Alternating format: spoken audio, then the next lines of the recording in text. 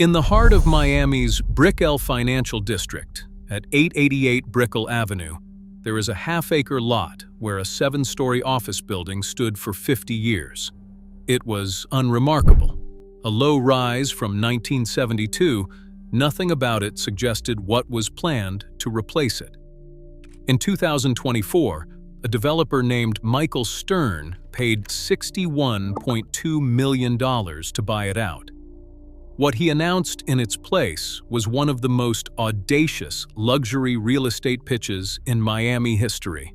A 1,049-foot super-tall tower, the maximum height the Federal Aviation Administration allows in that airspace, branded with the name of the most flamboyant fashion house in the world. 250 units, a grand lobby wrapped in travertine and gold leaf, 6 food and beverage concepts, a demo kitchen, a pool club, a spa, an indoor paddle court, a golf simulator, interiors curated by Dolce and Gabbana, prices from $3.5 million, with a penthouse at $35 million. The building does not exist.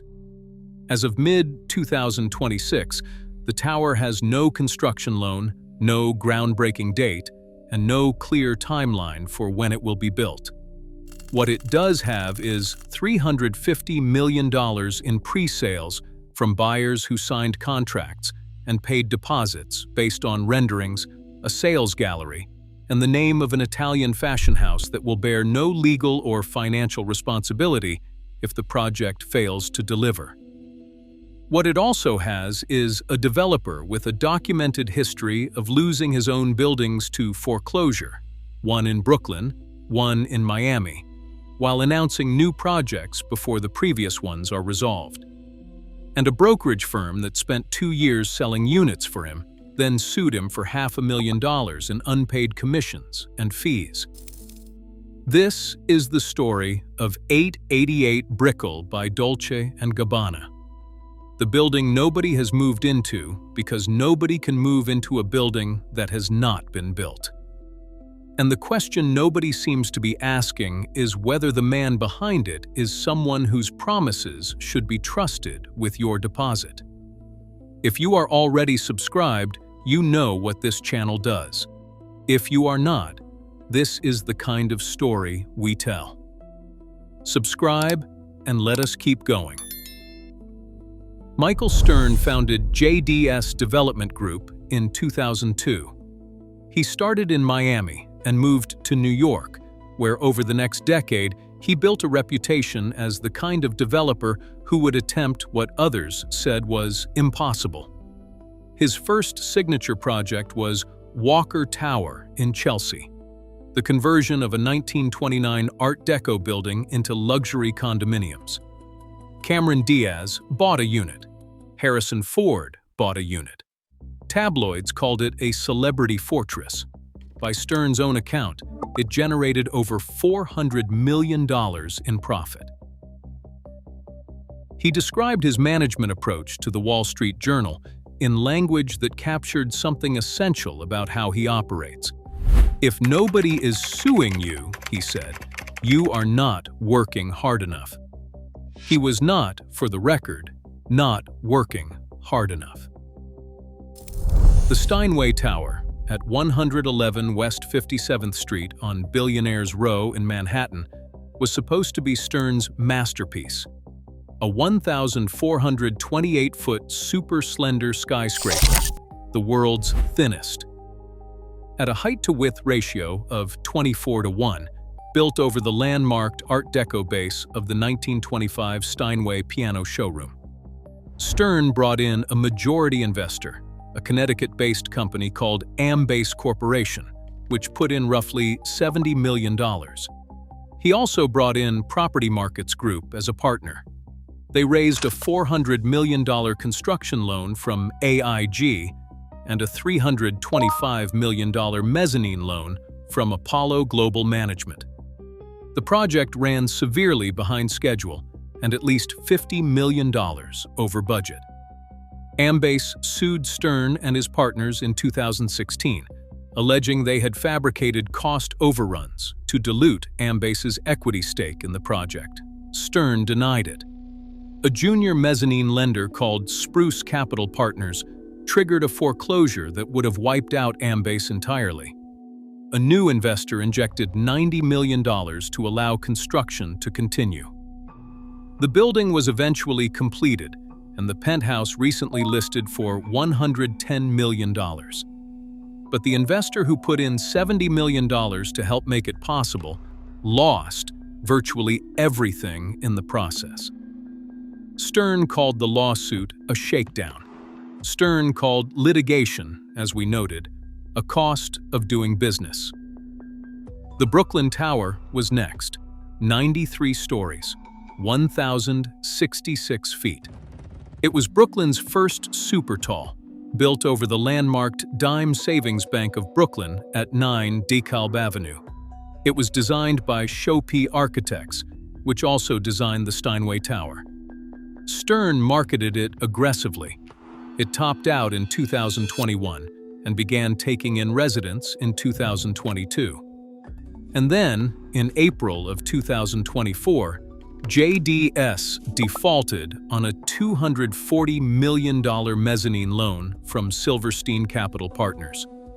The junior, senior, and mezzanine loans were all in maturity default simultaneously. Silverstein scheduled a foreclosure auction for June 10th of 2024. The auction was called off at the last minute through a negotiated settlement. Silverstein Properties took over the tower's rental units, retail spaces, and unsold condominiums in a $672 million deal. JDS walked away from the building it had built. As of late 2025, only 23 of the 143 condominiums had sold. The building's name had been changed and sales relaunched under new management. This happened while Stern was already promoting his next two projects in Miami. Not long after defaulting on the Brooklyn Tower, Stern was also forced to hand over a South Beach development he had been working on with Terra Group. His portfolio in South Florida narrowed to two projects in Brickell, the Mercedes-Benz Places Tower and 888 Brickell, the Dolce & Gabbana building, and almost immediately, the Mercedes-Benz project ran into its own trouble. Mercedes-Benz Places was a 67-story mixed-use tower with 791 condominiums, a hotel, and 200,000 square feet of office space. Sales launched in 2024.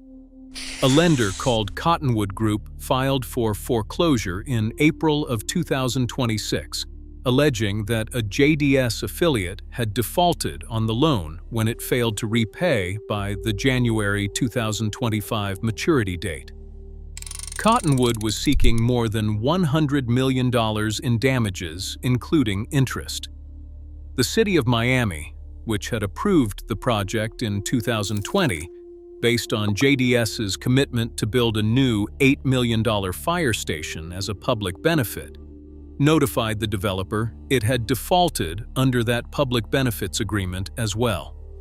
Roughly 10% of buyers at the nearly 800-unit development began seeking to exit their contracts following news of the foreclosure. JDS countersued, accusing Cottonwood of using confidential information from a refinancing negotiation to instead purchase the debt from the previous lender and then foreclose. That dispute was still in active litigation as this script was written.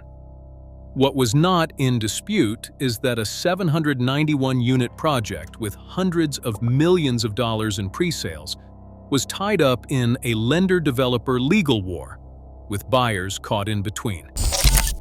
Standing next to all of this, on a half-acre lot at 888 Brickell Avenue, is the Dolce & Gabbana Tower, with no construction loan, no groundbreaking date, and $350 million in buyer commitments. The first brokerage to sell the Dolce & Gabbana building was not one Sotheby's. It was a firm called Official, led by two brothers named Oren and Tal Alexander. The Alexanders ran one of the most prominent luxury real estate brokerages in Miami and New York. They handled sales for high-profile developments. They appeared in the press, and they are now in federal prison. In 2024, the brothers were arrested, charged with sex trafficking, and subsequently convicted. Their company collapsed. JDS replaced official with One Sotheby's International Realty in the summer of 2024. One Sotheby's signed a contract with the JDS affiliate, 888 Brickell owner, in July of 2024. Over the following nearly 2 years, they deployed a sales team, established and maintained a sales center, marketed the project, and secured contracts for 36 units. In May of 2026, One Sotheby's filed a lawsuit against the JDS affiliate, seeking more than $500,000 in unpaid commissions, expense reimbursements, marketing fees, and other costs. This is not a minor accounting dispute. A brokerage firm hired to sell a luxury tower, which did the work it was contracted to do, including securing more than 30 contracts, is now suing the developer for not paying them. Meanwhile, the engineering firm Kimley Horn had separately filed a construction lien lawsuit in March against the same JDS entity over approximately $72,000 in allegedly unpaid work. When a developer owes money to the brokerage selling his project and the engineers consulting on it, simultaneously, while managing a foreclosure lawsuit on a neighboring building on the same street, the natural question is, where is the money? The Dolce & Gabbana branding is not an answer to that question. It is a way of avoiding it. To understand why, you need to understand what the branding arrangement actually is. Dolce & Gabbana, the Italian fashion house founded by Domenico Dolce and Stefano Gabbana in Milan in 1985, is one of the most recognizable luxury brands in the world. Known for its Baroque aesthetics, its Sicilian-inflected sensibility, and its operatic campaign imagery, it entered the home goods market in 2021 when it launched the Dolce & Gabbana Casa collection, an interiors and lifestyle line.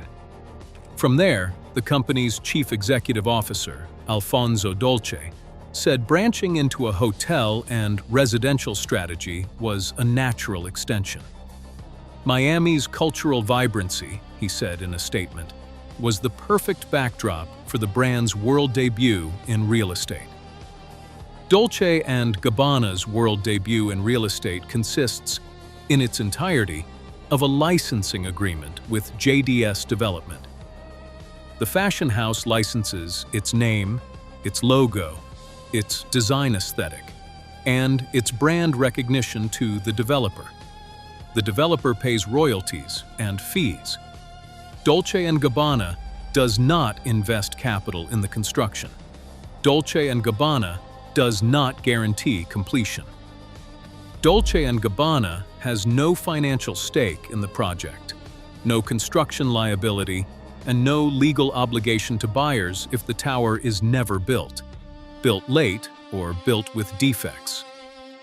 A buyer who paid $8 million for a unit based on the Dolce & Gabbana name and later found themselves in litigation over a failed development would have a claim against a JDS affiliate, not against the fashion house. Dolce & Gabbana would retain whatever royalties and licensing fees they collected during the pre-sale period, regardless of what happens to the building.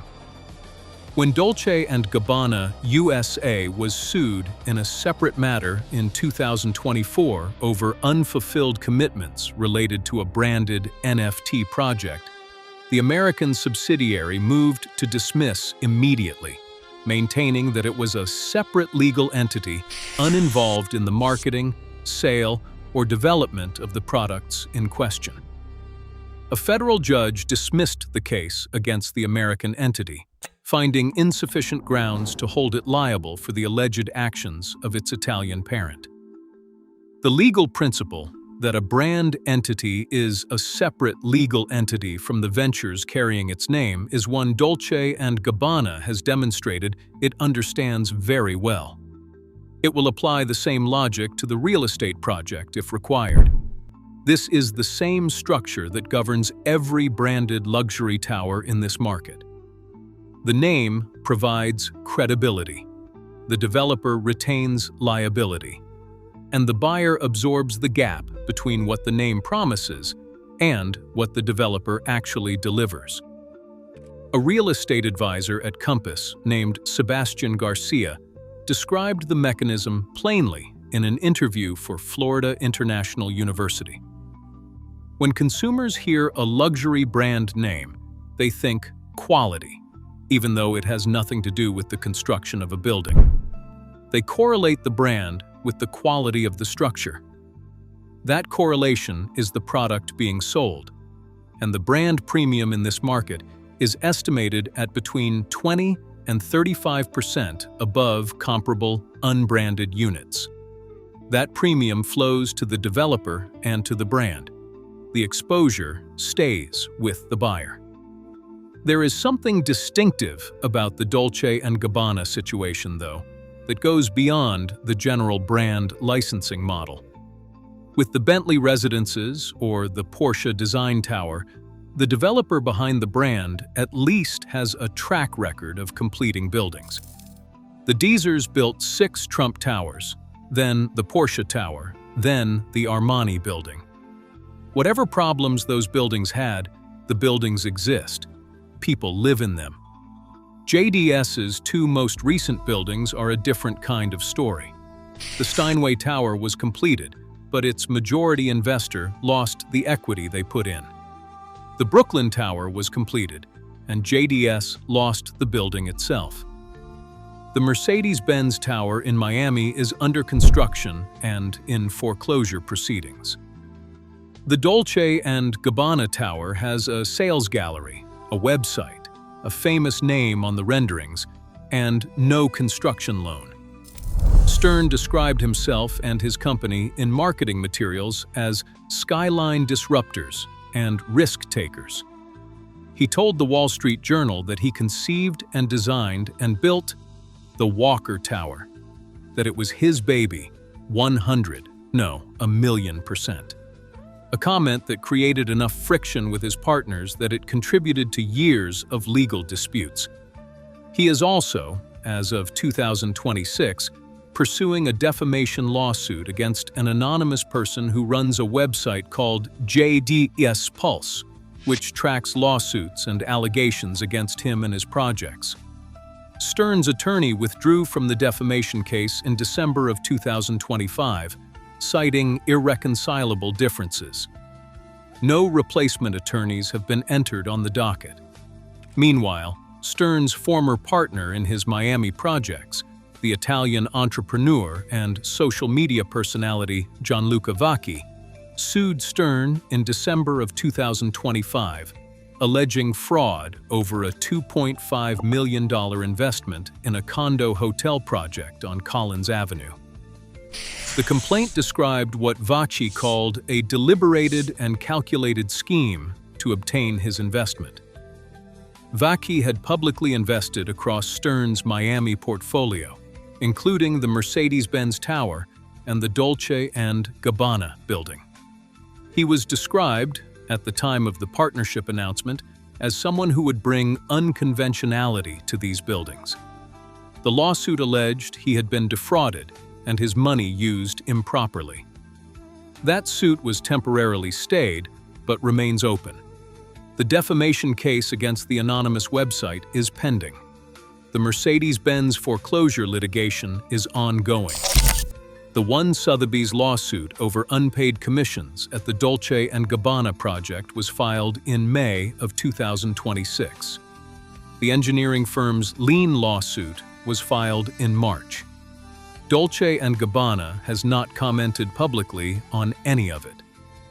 There are $350 million in buyer deposits, or contracts, sitting in this project. Those buyers purchased based on the vision: the 1,049-foot tower, the gold leaf porte cochere, the travertine and black steel facade, the 6 restaurants, the Dolce and Gabbana interiors, the lifestyle that the brand name promised. What they have, as of this writing, is a purchase contract with a JDS affiliate on a site where a 7-story office building still stood until recently, in a city where the same developer's other project is in active foreclosure, and where the brokerage that was hired to sell their building is suing to get paid. Dolce and Gabbana will not pay them back. Dolce and Gabbana did not sell them anything. Dolce and Gabbana licensed a name. There is a coda to the Steinway Tower story worth holding onto as context. Ambase Corporation invested roughly $70 million in that building in 2013. They watched cost overruns pile up. They filed lawsuits. They were foreclosed out of their majority stake through a process they alleged was designed specifically to eliminate them. The building was eventually completed. The penthouse now lists for $110 million. The investors who made that building possible got nothing. And Michael Stern announced his next project, and the one after that, and then the one after that. That is the pattern the critics allege, and it is the pattern the public record reflects. Big vision, bold branding, pre-sales that generate credibility and cash flow, legal disputes with investors, partners, and lenders that play out while the developer is already marketing the next building. A condo board in his West Chelsea project in New York sued him in 2025, alleging that wine cellars were left as empty rooms, storage areas were left as trash heaps, bathrooms and laundry facilities and saunas in common areas were abandoned before completion.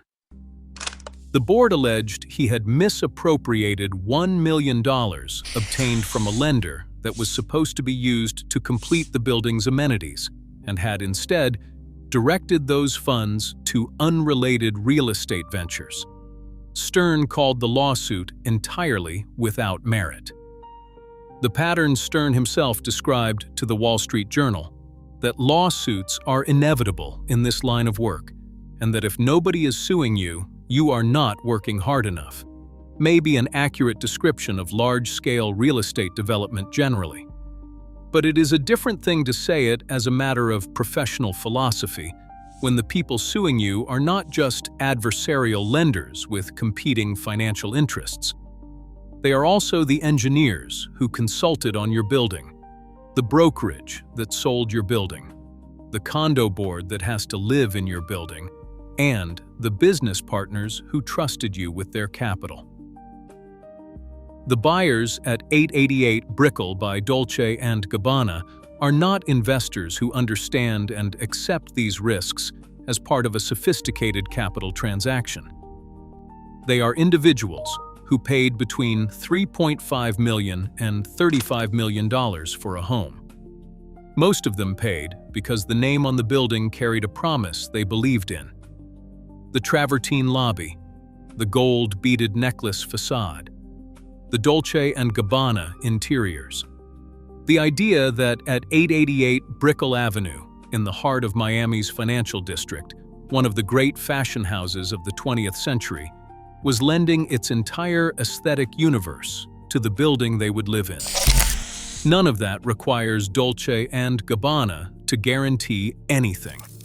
The license is for an aesthetic. The legal exposure is for someone else.